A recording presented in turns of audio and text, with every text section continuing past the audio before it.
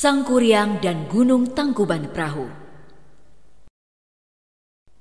Pada zaman dahulu, di sebuah kerajaan makmur bernama Parahyangan, hiduplah seorang putri cantik bernama Dayang Sumbi. Dia suka sekali menenun. Suatu hari Dayang Sumbi menenun di teras istana. Entah kenapa, hari itu dia sedikit pusing dan lemas. Sementara benang pemintalnya berkali-kali jatuh. Dayang Sumbi menjadi malas mengambilnya. Karena jengkel, benang pintalnya jatuh terus, dia pun berkata, "Barang siapa yang mengambil benang pintalan itu untukku, saya bersumpah kalau dia laki-laki akan kuambil sebagai suami." Dayang Sumbi senang karena benang itu sudah berada di dekatnya. Lalu siapa gerangan yang mengambilnya? Hah? Siapa yang telah mengambilkan benang pintal ini untukku? Sepertinya tidak ada orang di sini. Betapa terkejutnya Dayang Sumbi. Karena yang mengambil benang itu adalah si Tumang, anjing kerajaan yang terkenal setia dan sakti. Akulah yang mengambilkan untukmu, Dayang Sumbi. Kamu, Tumang? Berarti kamu akan menjadi suamiku? Bagaimanapun, Dayang Sumbi tidak bisa mencabut sumpahnya. Dia pun menikah dengan Tumang. Hasil pernikahan mereka, Dayang Sumbi melahirkan seorang bayi laki-laki yang berwujud manusia yang diberi nama Sang Kuryang. Tumang berpesan kepada Dayang Sumbi supaya tidak mengatakan pada Sang Kuryang jika Tumang adalah ayahnya. Dayang Sumbi, tolong jangan katakan kepada anak kita jika aku adalah ayahnya. Baiklah Tumang, aku tidak akan mengatakannya kepada Sang Kuryang anak kita. Sang Kuryang tumbuh menjadi anak laki-laki yang sehat, lincah dan cerdas. Tumang pun selalu mengikuti Sang Kuryang kemana dia pergi, serta mengajarkan kesaktian yang dimilikinya. Ayo Tumang, ayo cepat, kejar aku. Iya Sang Kuryang, aku akan mengejarmu.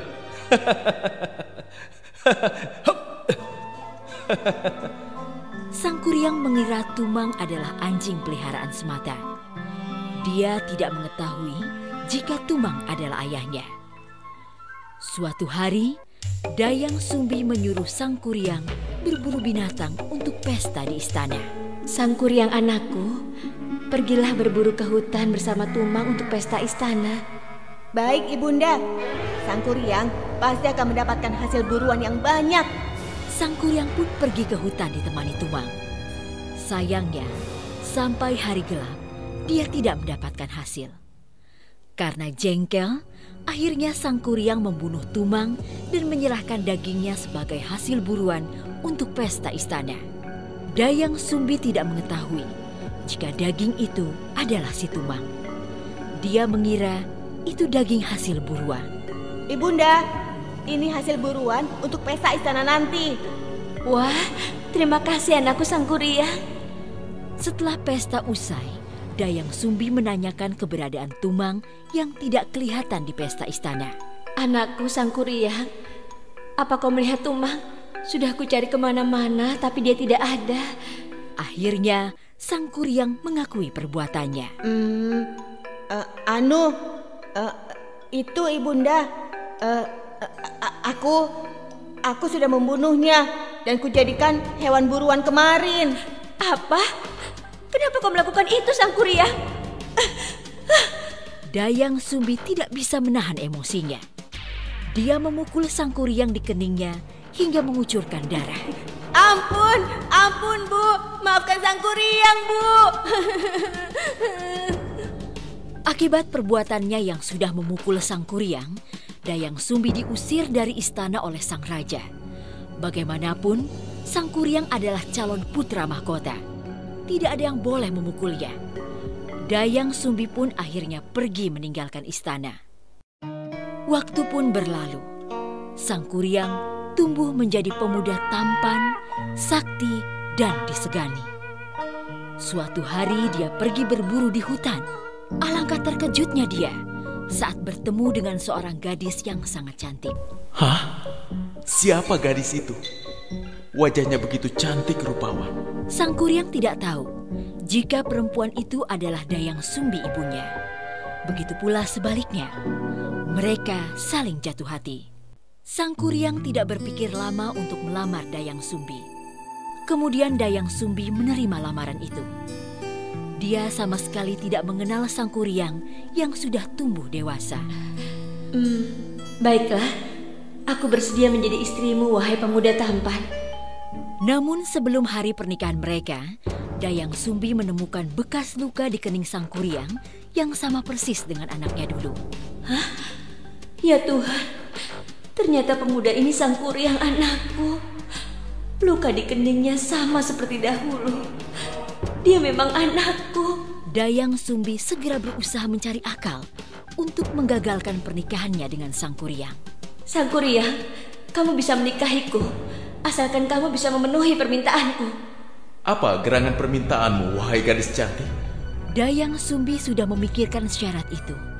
Suatu hal yang tidak mungkin dipenuhi oleh Sang Kuryang.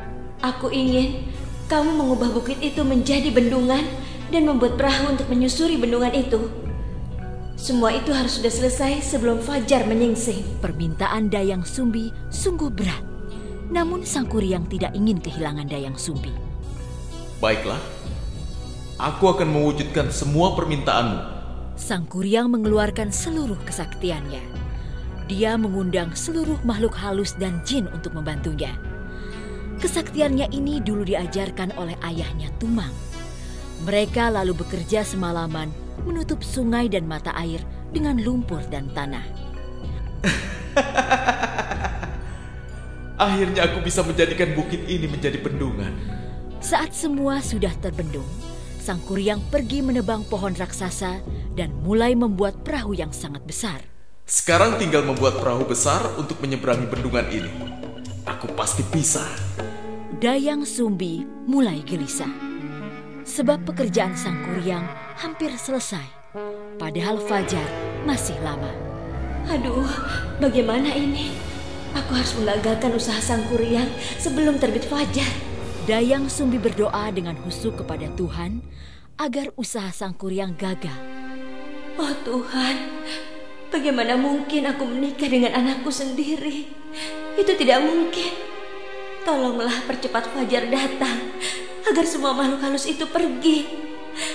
Dan tidak ada yang membantu Sang Kuryang menyelesaikan pembuatan perahu besar itu sebelum fajar tiba.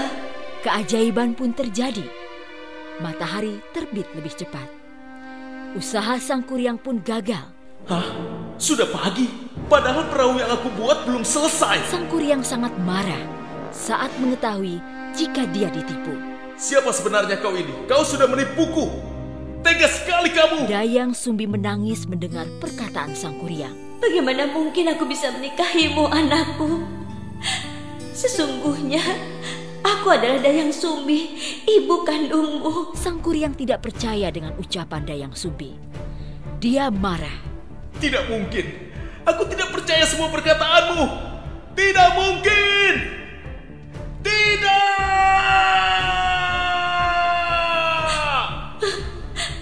Aku ibumu, Sang Kuryang. Ibu kandungmu. Kemudian Sang Kuryang menendang perahu buatannya hingga terlempar jauh. Perahu itu jatuh dengan posisi terbalik dan berubah menjadi gunung yang hingga sekarang dikenal dengan sebutan Gunung Tangkuban Perahu.